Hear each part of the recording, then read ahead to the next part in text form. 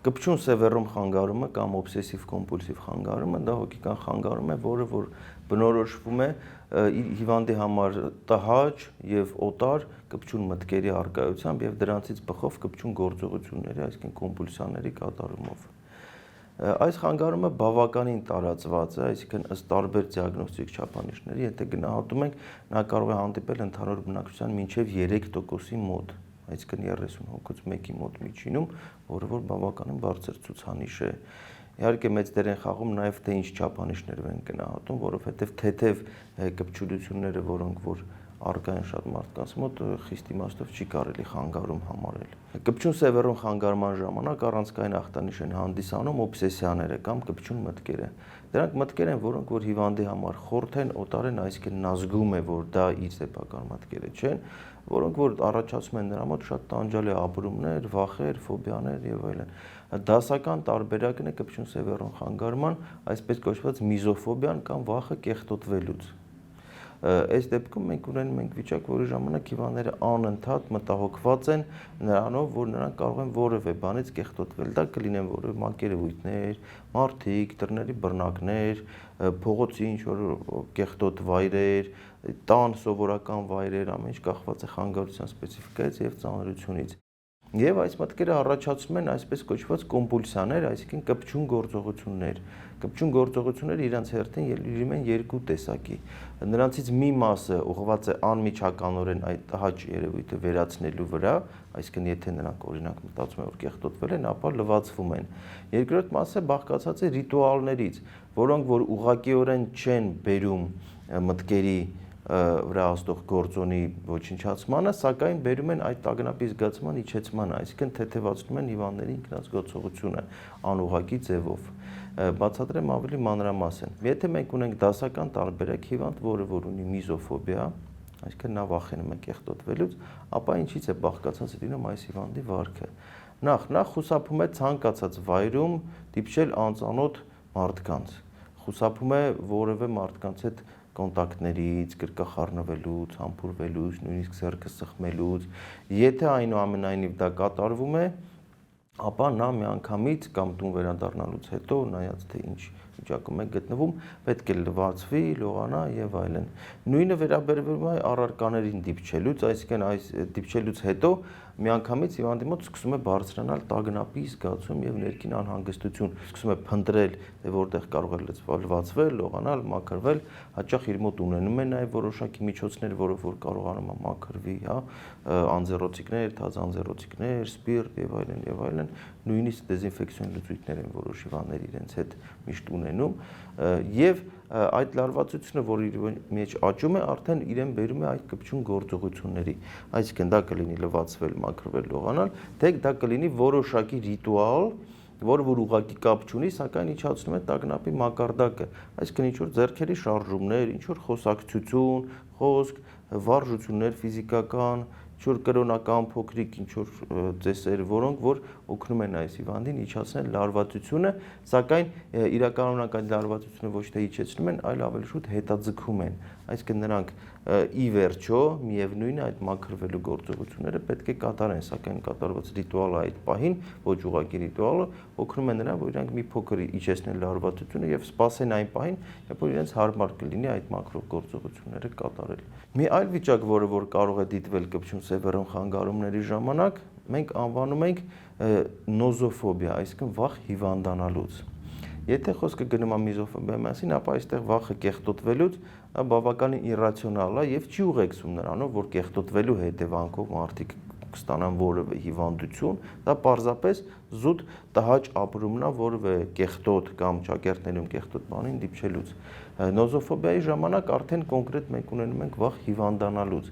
այսինքն ցանկացած կեղտոտ առարկա կամ կեղտոտ միջավայր ունի իր հետագա հիմնավորումը, որ այստեղ կան բակտերիաներ, այստեղ կան միկրոբներ, որոնք որ կարող են առաջացնել այս հիվանդությունը, այն հիվանդությունը եւ այլն, եւ արդեն հետագա գործողությունները ծավալվում են այդ գաղափարի շուրջ, այսինքն հիվանդները ոչ միայն մաքրվում են, լվացվում են, այլ կարող են դիմել բժշկի, հետազոտվել, ինչ-որ դեզինֆեկցիա անցնել, շատ հաճախ ուլտրաֆիոլետային լամպերից են տանու ունենում, որոնք որ անդադ միացնում են, որ իր հերթին վտանգավոր է առողջության համար։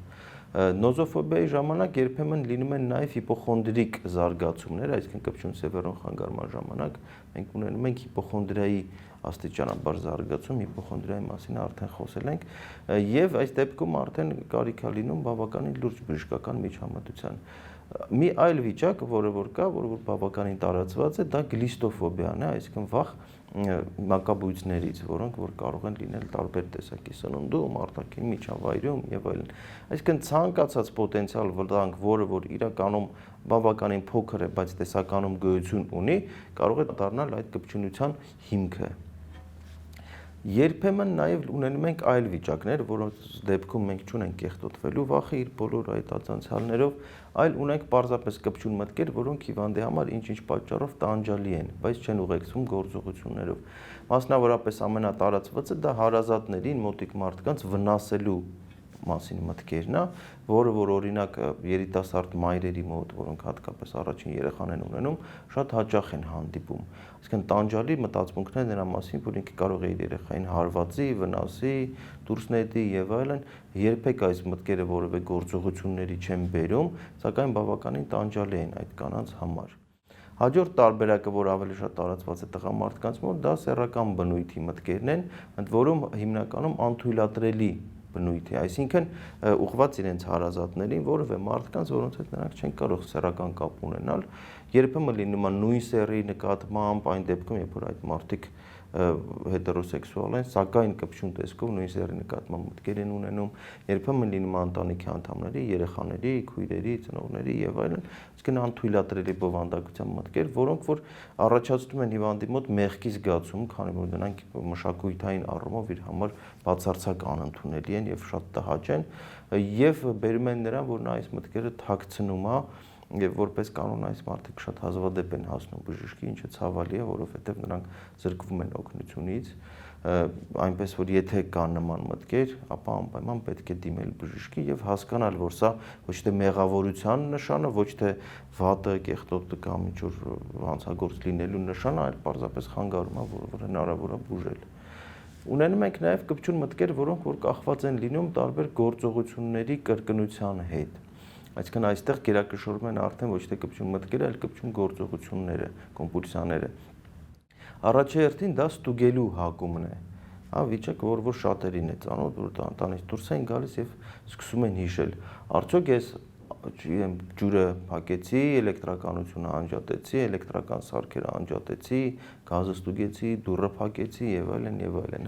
եւ կարող են մեկ անգամ, երկու անգամ, բազմաթիվ անգամ վերադառնալ ստուգել եւ միևնույն է այդ տագնապային տհաճ զգացողությունը նրանք ապրել, որ ինչ որ մի բան մոռացել են։ Եվ իհարկե հաճախ այս վիճակը բերում է արդեն նաեւ ռիտուալների, այսինքն հիվանդները տնից դուրս գալով կատարում են որևէ փոքրիկ ռիտուալ, որը որ իրենց օգնում է հիշել, ֆիքսել, որ իրանք այդ բոլոր գործողությունները կատարել են։ Սակայն ինչ որ ժամանակ հետո այդ ռիտուալն էլ արդեն սկսում կորցնել իր նշանակությունը եւ կամ մնում է նրան ավելանում որևէ այլ ռիտուալներ կամ ուղղակի փոխարինվում այն ռիտուալով, երբեմն ունենում ենք վիճակներ, երբ որ արդեն բազմաթիվ ռիտուալներ են կուտակվում եւ այ մարդկանց վարքը արդեն ցայտուն տարօրինակ է դառնում, իհարկե դա խոսում է նաեւ խանգարման ծանրության մասին։ Եվս մեկ վիճակ, որը որ բնորոշ է կպչուն սևեռուն խանգարումներին, դա ֆոբիաներն են, որոնք որ ուղեկցվում են ուժեղ տագնապի զգացումով, այսինքն որևէ մոնոտեմատիկ ֆոբիա կոնկրետ վախ կոնկրետ բանից, որ ուղեկցվում է այդ տագնապի զգացումով, անընդհատ ներքին լարվածությունով եւ այլն,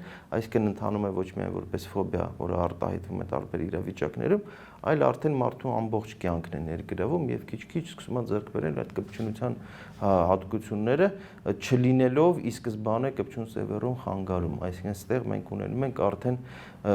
ձեռքբերովի վիճակ, որը որ զարգացել է մեկ այլ հիվանդությունից։ Հետաքրքիր է, որ կպչուն սևեռուն խանգարումները շատ հաճախ են ուղեկցվում նաև այլ հոգեկան խանգարումներով, այսինքն այսպես կոչված կոմորբիդ խանգարումներով, որոնց մեջ առաջի տեղերն են զբաղեցնում իհարկե տագնապային խանգարումը եւ դեպրեսիվ խանգարումը։ Այսինքն իհարկե ցանկացած կպչուն սևեռուն վիճակ ունի տագնապային ֆոն եւ ուղեկցվում է տագնապով, սակայն երբ որ տագնապը դառնում է համատարած եւ արդեն առաջնակի սիմպտոմ, մենք խոսում ենք դրա մասին, որ բացի կպչուն սևեռուն խանգարումից ունենք նաեւ առանձին տագնապային խանգարում, որը կարող է ընթանալ շատ դժվար խոճապային գրոհներով եւ այլն շատ տանջալի ձևով։ Եվ դեպրեսիվ խանգարում, որը որ ուղեկցում է կպչուն սևեռուն խանգարումը եւ նույնպես կարող են ընթանալ շատ ծանր, բերել սուիցիդալ մտքերի, սուիցիդալ գործողությունների եւ հենց դրա պատճառով օբսեսիվ կոմպուլսիվ խանգարումով մարդիկ բավականին հաճախ են դիմում սուիցիդալ փորձերի, թեև ինքը իրանով օբսեսիվ կոմպուլսիվ խանգարումը որևէ կերպ այս սուիցիդալ մտքերին չի նպաստում։ Ինչպիսին է այս հիվանդության զարգացումը եւ ընթացքը։ Որպես կանոն այն սկսում է բավականին երիտասարդ տարիքում, այսինքն ռետրոսպեկտիվ հետադարձ հայացքով մենք հասկանում ենք շատ հաճախ, երևի դեպքերի մոտ 60-70%-ում, որ հիվանդության նախանշանները կամ առաջին նշանները դիտվել են դպրոցական տարիքում, սակայն դրանց չի տրվել բավականաչափ նշանակություն։ Առհասարակ կպչուն սևեռուն խանգարումով մարդիկ բոլոր քիչ թե շատ լուրջ հոգեկան խանգարումով տառապող մարդկանց մեջ ամենակիչն են դիմում բժշկի, ինչի իհարկե ճիշտ չէ։ Այստեղ դեր է խաղում նախ այն, որ չնայած սիմպտոմների ծանրությանը մարդիկ կարողանում են հարմարվել եւ ապրել իրենց ուզած կյանքով, թեև շատ տառապանքներով, տանջանքներով, մի կողմից եւ մյուս կողմից այն, որ հիվանդության սկզբնական շրջանում երբևէ լուրջ չեն ընդունվում այդ բոլոր փոքրիկ նշանները, որոնք որ դիտվում են։ Ինչից կարող է այն սկսվել։ Նախ եւ առաջ մենք պետք է հաշվի առնենք, որ այստեղ շատ մեծ դեր է խաղում ընտանիքի գործոնը։ Այսինքն ընտանիքները, որոնց երեխաներին ներշնչվում է չափազանց պատասխանատվության զգացում, դրանք արդեն տրավմատիկ ընտանիքներ են եւ այս երեխաները առաջինն են մտնում այդ ռիսկի խմբի մեջ կպչուն սևեռուն խանգարման, պերֆեկցիոնիզմը, մաքսիմալիզմը, այսինքն այդ կատարելության ձգտումը ինքը արդեն հանդիսանում է նախանշան նրան, որ այս երեխայի մոտ կարող է հետագայում զարգանալ հոգեկան այս խանգարումը։ Մյուս կողմից իհարկե շատ մեծ դեր է խաղում նաև ընտանեկան մթնոլորտը, ծնողների համերաշխությունը եւ ինչը շատ կարեւոր է դաստիարակության մեջ հետեւողականությունը, այսինքն եթե մի ծնողը մի բան է ասում հետեւողականորեն, իսկ մյուս ծնողը նույնչափ հետեւողականորեն այլ բան է ասում այս երեխային, ապա նույնպես մենք արդեն ստանում ենք նևրոտիկ հիմք, որից հետագայում կարող է զարգանալ կպչուն սևեռուն խանգարում։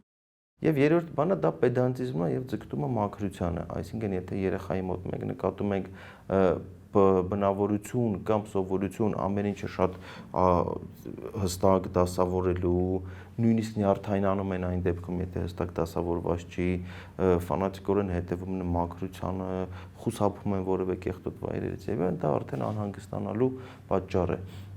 Եվ իհարկե շատ լավ կլինի, եթե ծնողները կարողանան այս նշանները տեսնել եւ դիմել մասնագետին այն ժամանակ, երբ հիվանդությունը նոր է սկսել զարգանալ, որովհետեւ հիվանդության ընթացքը բավականին ծանր է եւ բուժումը բավականին դժվար է։ Ինչ վերաբերում է ընթացքին, ապա կան որոշակի հետազոտության տվյալներ, որ հիվանդությունը եթե ընթանում է ծանր, նա ազդում է մարդկանց ոչ միայն արդեն ինքնազգացողության, աշխատունակության վրա, այլ նաև ազդում է նրանց մտածողական եւ ճանաչողական ֆունկցիաների վրա, այսինքն դժվարացնում է ինտելեկտուալ որևէ աշխատանքով զբաղվելը։ Նաև հիվանդությունը ազդում է բավականին լուրջ սոմատիկ առողջության վրա, որոշ դեպքերում ուղղակիորեն, այսինքն հիվանդները, որոնք որ հաճախ լվացվում են, ունենում են մաշկային խնդիրներ, նույնիսկ քիմիական այրվածքներ են երբեմն ստանում, հիվանդները, որ որևէ տեսակի կպչուն գործողություններ են կատարում իրենց մարմնի հետ, վնասում են մարմինը, սա ուղղակի վնասներն է եւ իհարկե կան նաեւ անուղղակի առողջական խնդիրներ, որոնք որ կախված են ըլում նրանից, որ կենսակերպ այս հիվանդների լիովին սկսում է ենթարկվել իրենց հիվանդագիր մտքերին, փոխվում է, որոշ դեպքերում նրանք կարող են տանից դուրս չգալ, որոշ դեպքերում նրանք կարող են չլողանալ կամ չափից շատ լողան եւ այլն, շատ գործողություններ, որոնք որ անուղղակիորեն ազդում են մարդու առողջության վրա։ Ընթացքը որպես կանոն հիվանդության քրոնիկ է, այսինքն սկսվելով եւ որոշակի զարգացում ստանալով նա պահպանվում է ամբողջ կյանք։ Եվ այդ սուբյեկտիվ տանջալի զգացողությունը, տառապանքը, որոնք որ հիվանդները ապրում են կյանքի ընթացքում, գրեթե չի նվազում, այսինքն նրանք շարունակում են տանջվել, նրանք շարունակում են փնտրել ելքեր, պայքարել այս հիվանդության դեմ, սակայն շատ դեպքերում ապարդյուն։ Երբեմն մենք ունենք նաև ընթացք, որը որ կարող է մարել կյանքի ընթացքում, դա վերաբերում է թեթև ձևերին, այսինքն երբ որ մենք ունենք կոնկրետ որևէ առանձին վերցրած կպչունություն, օրինակ շատ տարածված երևույթ, որը որ կոչվում է արիթմոմանիա, տարբեր առարկաների հաշվելու հակում կամ ինչ-որ թվերի գումարելու, հանելու նման ինչ-որ հակումներ կամ թեկուզ միսոֆոբիա իզոլացված կախված որևէ կոնկրետ իրավիճակների հետ, եթե սա չի բերում անձը այդ ագնապային զարգացումների, անձնեվրոտիկ զարգացումների,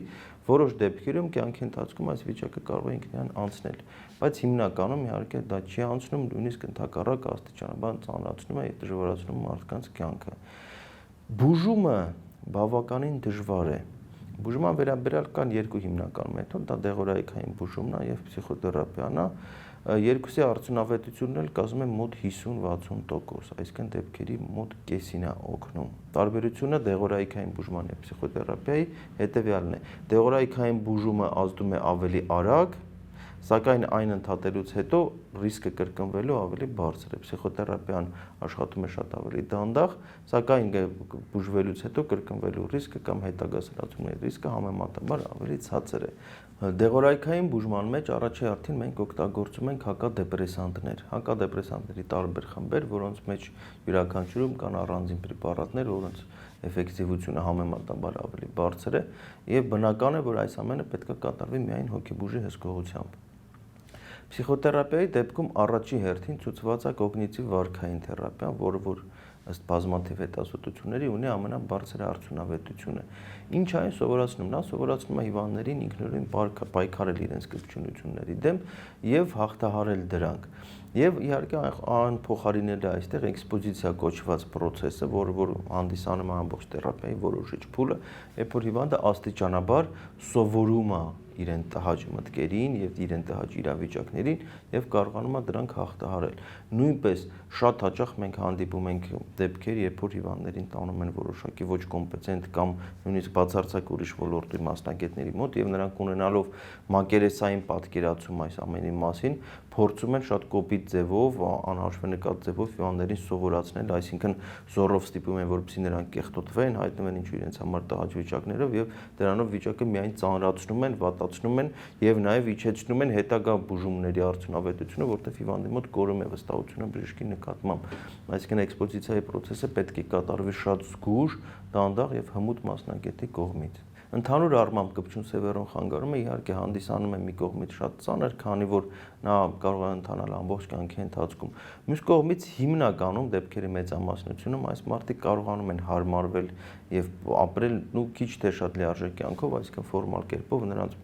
որևէ սահմանափակումներ կյանքում չունեն, կարող են աշխատել, ընտանիք կազմել, շփվել եւ այլն եւ այլն, պարզապես իրենց ներսում կամ իրենց կենցաղում ունենում են բավականին տհաճ ապրումներ, վարքային որոշակի շեղումներ, որոնք այնուամենայնիվ չեն խանգարում իրենց լիարժեք մարդ լինելուն։